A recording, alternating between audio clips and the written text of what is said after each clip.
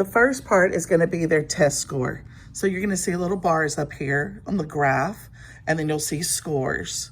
The other part is going to be this explanation page. There's a front and a back to it. So this tells about the Iowa test, and it tells you that it's a bell curve.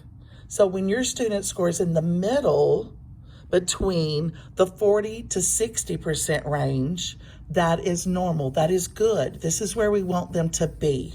So if they're below 40%, they're very low.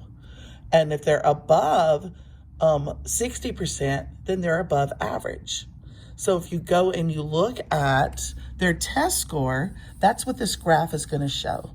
But you can also see it in numbers over here on the NPR score. So you can see like this person is reading is at 32. So they're a little above, they're in the mid-range. But then look at this, math 74. So they're above 60%. So great in math. Computation 40 though. So that's a little low.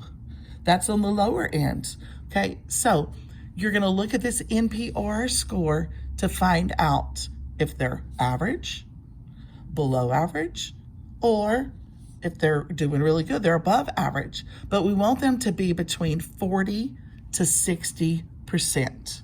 So you're gonna see that on the graph, and you're gonna see that on their NPR score.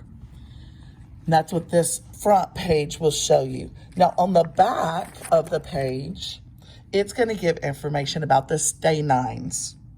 So if we go back over to our scores, it will say NS. That's the stay nine, and it gives you a number.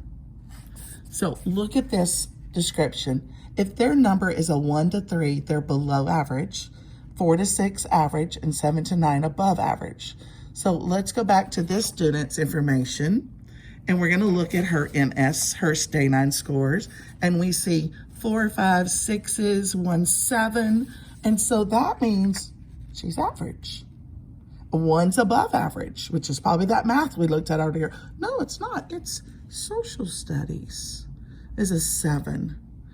So hopefully that will help you with any questions that you have about the test. There's also, the bottom is a breakdown of all the parts, the pieces to the test. So you can see like in math, they did number sense, they did patterns, problem solving, geometry, measurement, and computations down here. So it gives you more of a detailed list of what was on the test, but this is the average for each section that you'll see.